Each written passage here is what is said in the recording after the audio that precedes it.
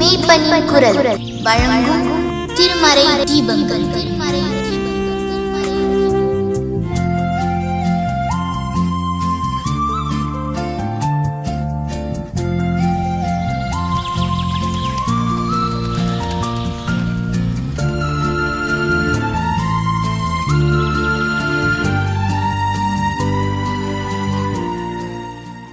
கேட்பாயோ இன்ப செய்தி நண்பா, ரட்சிக்க இயேசு புவிதனில் வந்தார்.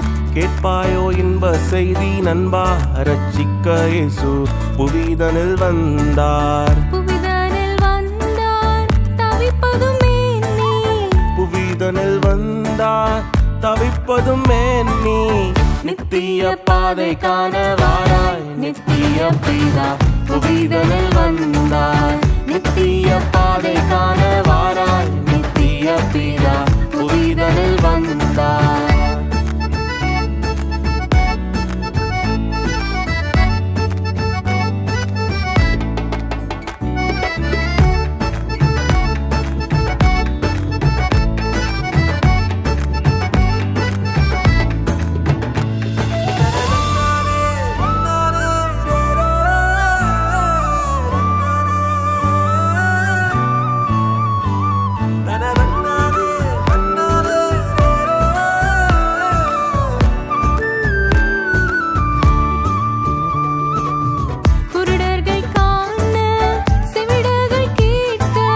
குருடர்கள் காண, செவிடர்கள் கேட்க, ஊமையர் வாய் திறந்து பேச, ரட்சிக்க இயேசு புவிதனில் வந்தார்.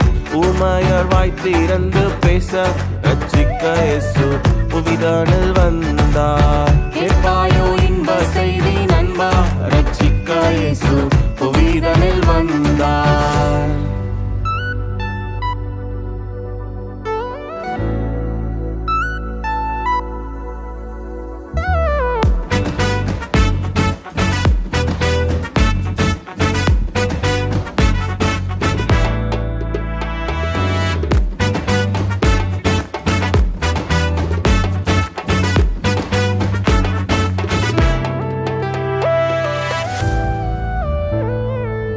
அற்புத நன்மைகள் செய்பவர் இயேசு, அற்புத நன்மைகள் செய்பவர் இயேசு.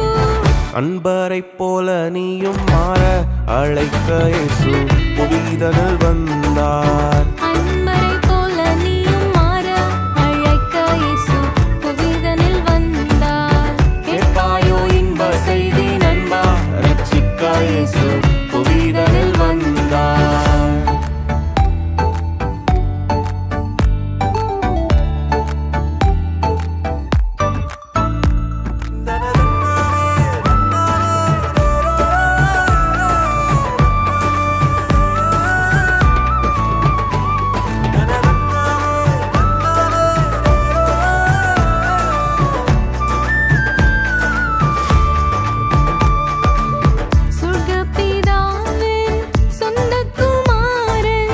சொர்க்கபிதாவின் சொந்த குமாரன், சாபமாயாதம் செய்த பாவம் மாற்றிட இயேசு புவிதனில் வந்தார்.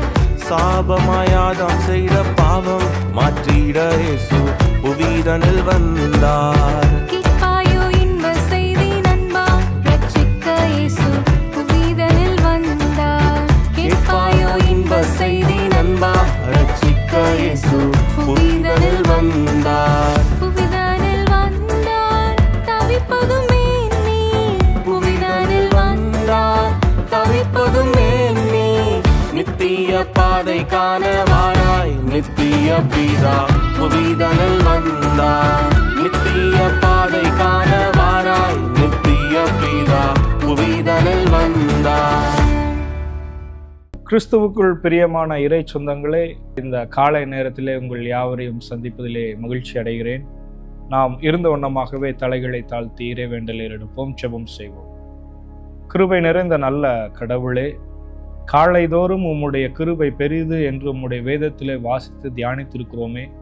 அப்படியாக இந்த காலை நேரத்திலே நாங்கள் இருக்கின்ற இடங்களிலிருந்தே உம்முடைய சத்திய வசனத்தை தியானிக்கும்படியாக நீர் எங்களுக்கென்று அருளின இந்த கிருபைகளுக்காக நாங்கள் நன்றி செலுத்துகிறோம் சுவாமி. இப்பொழுதுமாக நாங்கள் கற்றுக்கொள்ள வேண்டிய காரியங்களை நீர் எங்களுக்கு போதித்து தந்தரல வேண்டுமாய் இரட்சகரும் மீட்பருமாக இயேசு கிறிஸ்துவின் வழியாக வேண்டிக் கொள்கிறோம் எங்கள் நல்ல பிதாவே, ஆமேன். மீண்டுமாக உங்கள் யாவருக்கும் என்னுடைய அன்பின் வாழ்த்துதலையும் காலை வணக்கத்தையும் தெரிவித்துக் கொள்கிறேன். ஒரு நாள் ஒரு சிறு பையன் ஒரு பள்ளியிலே படித்து கொண்டிருந்தான். அந்த பள்ளியிலே படிக்கின்ற காலகட்டத்திலே அந்த மாணவன் பெற்றோர்களுக்கோ அல்லது ஆசிரியர்களுடைய பேச்சுக்கு செவி கொடுக்காமல் மிகவும் சுட்டித்தனமாக, நம்மளுடைய பாணியிலே சொல்ல வேண்டும் என்றால் குறும்புத்தனமாகவே நிறைய குறும்புகள் செய்து கொண்டிருந்தான்.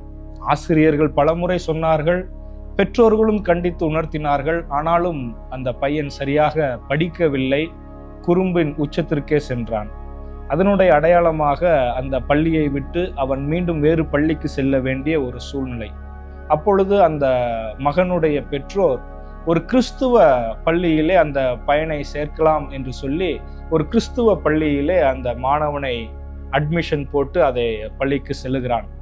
அந்த பள்ளிக்கு சென்ற பின்பாக அந்த மாணவன் மிகவும் அமைதலாக, மிகவும் பொறுப்புடனே, மிகவும் படிப்பில் ஆர்வம் கொண்டவனாக, தன்னுடைய குறும்பு பழைய சுவாபங்களை எல்லாம் விட்டவனாக அவன் மாறி இருக்கின்ற ஒரு செயலை பார்த்து அவனுடைய உறவினர் அவனிடத்தில் கேட்டார்கள், ஏனப்பா எப்படி உனக்குள்ளாக இப்படி ஒரு மாற்றம்?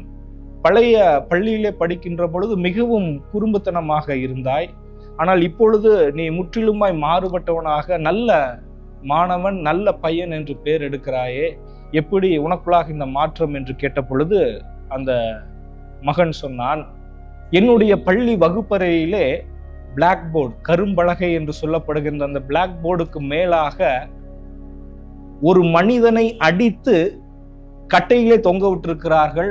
அதை பார்த்த பின்பாக, ஓ, நாம் தவறு செய்தாலும் நம்மையும் இப்படி அடித்து தொங்க போட்டு விடுவார்கள் என்று அவன் பயந்து தன்னை மாற்றிக்கொண்டான். எதற்காக சொல்லுகிறேன் என்றால், சிலுவை குறித்த ஒரு பார்வை நம் ஒவ்வொருவருக்கும் ஒவ்வொரு விதமாக காணப்படும். அந்த மகனுக்கு சிலுவை குறித்த பார்வை தெரியாத, புரியாதது நிமித்தமாக அவன் தன்னை அப்படியாக மாற்றிக்கொண்டான். இன்றைக்கும் சிலுவை, கிராஸ் பற்றின நமக்குள்ளாக இருக்கின்ற பல சிந்தனைகள் உண்டு. அதற்கு மிக அடித்தளமாக இருக்கின்ற இரண்டு காரியங்களை மாத்திரம் நாம் இன்றைய காலை நேரத்திலே மிக சுருக்கமாக நாம் தியானம் செய்ய இருக்கிறோம். சிலுவை பற்றின காரியங்கள் வேதத்திலே பல கோணங்களிலே சொல்லப்பட்டிருந்தாலும், சிலுவை என்பது ஒரு தண்டனையின் சின்னமாக ரோம அரசின் காலத்திலே சொல்லப்பட்டது.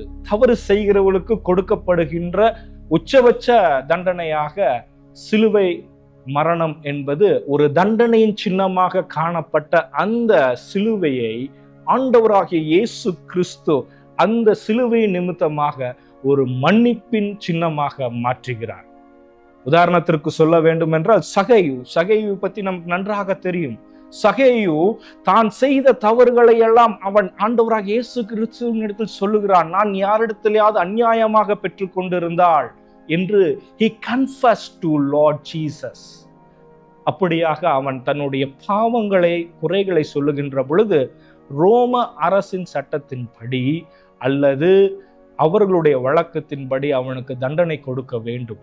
ஆனால் இங்கே ஆண்டவராகிய இயேசு கிறிஸ்து அவனுக்கு தண்டனைக்கு மாறாக ஒரு மன்னிப்பை ஏற்படுத்தி கொடுத்து, இன்றைக்கு இந்த வீட்டுக்கு ரட்சிப்பு வந்தது என்று ஒரு புதிய ஒரு கண்ணோட்டத்தை அந்த சிலுவையின் மூலமாக அங்கே அவர் ஏற்படுத்துகிறார். இரண்டாவதாக, சிலுவை என்பது ஒரு அவமானத்தின் சின்னம் என்று சொல்லப்படுகிறது. சிலுவையிலே தொங்கப்படுகிறவர்கள் நிர்வாணமாக மிகவும் அடிக்கப்பட்டு சோதனைக்குள்ளாக வெல்லப்படுகின்ற இந்த அவமானத்தின் சின்னம் என்று சொல்லப்படுகின்ற சிலுவையை ஆண்டவராகிய இயேசு கிறிஸ்து ஒரு அன்பின் சின்னமாக மாற்றுகிறார். அவமானத்தின் சின்னமாக இருந்த சிலுவையை அன்பின் சின்னமாக இயேசு கிறிஸ்து மாற்றுகிறார். உதாரணத்திற்கு சொல்ல வேண்டும் என்றால், சமரிய ஸ்திரீயை பார்க்கின்ற பொழுது அந்த மகளிடத்தில் கேள்வியை கேட்கிறார்கள். இவள் செய்தது தவறு, இதற்கான தண்டனையை கொடுங்கள் என்று கேட்கிறார்கள். இவளை அவமானப்படுத்துகிறார்கள். ஊர் நடுவிலே ஒரு பெண்ணை அனைவருமாய் இணைந்து அவமானப்படுத்தி கேவலப்படுத்தி பேசுகிறார்கள். ஆனால் இயேசு கிறிஸ்து அந்த அவமானப்படுத்துகின்ற அந்த மக்களுக்கு அந்த மகளுக்கு அன்பின் சின்னமாக சிலுவையை சொல்லுகிறார். உங்களில் குற்றம் இல்லாதவன் முதலில் கல்லெறிய கடவன், உங்களில் குற்றம் இல்லாதவன் முதலில் கல்லெறிய கடவன் என்று ஆண்டவராக இயேசு கிறிஸ்து அந்த அவமானம், சமூகம் மற்றும் மனிதர்கள் ஆண் ஆதிக்கத்தின் உச்சத்தில் இருந்து அந்த பெண்ணை அவமானப்படுத்தி இழிவுபடுத்துகின்ற இந்த சமுதாயத்திலே அந்த அவமானத்தை அன்பின் சின்னமாக இயேசு கிறிஸ்து மாற்றுகிறார். எனக்கு பிரியமான இறை உறவுகளே, மார்க் எழுதின நற்செய்தி நூல் 10ஆம் அதிகாரம் 45வது வசனத்திலே, அப்படியே மனுஷகுமாரன் ஊழியம் கொள்ளும்படி வராமல் ஊழியம் செய்யவும் அநேகரை மீட்டும் பொருளாக தம்முடைய ஜீவனை கொடுக்கவும் வந்தார் என்று சொல்லப்படுகிறது. ஆங்கில வேதாகமத்திலே அதை ransom என்று சொல்லப்படுகிறோம். ransom என்பது ஒரு பிணை கைதியை பிடித்து வைத்திருந்தால் அந்த பிணை கைதியை விடுதலை செய்வதற்காக அவர்கள் ஏற்படுத்துகின்ற ஒரு பரிசு தொகைதான். ஆண்டவராக இயேசு கிறிஸ்து பாவத்தில் வாழ்ந்து பாவத்தில் இருக்கின்ற நம்மை அவர் மீட்டெடுக்கும் பொருட்டாக தன்னுடைய ஜீவனை ஜீவ பலியாக இந்த சிலுவையிலே கொடுத்து தண்டனை பெற வேண்டிய நமக்கு மன்னிப்பை கொடுக்கிறார். அவமானத்தின் உச்சத்தில் இருக்கின்ற நமக்கு அவர் அன்பின் மூலமாக இந்த சிலுவையின் வழியாக நம்மை வழிநடத்துகிறார். நாம் சில நேரங்களில் குருடராக இருக்க வேண்டும்.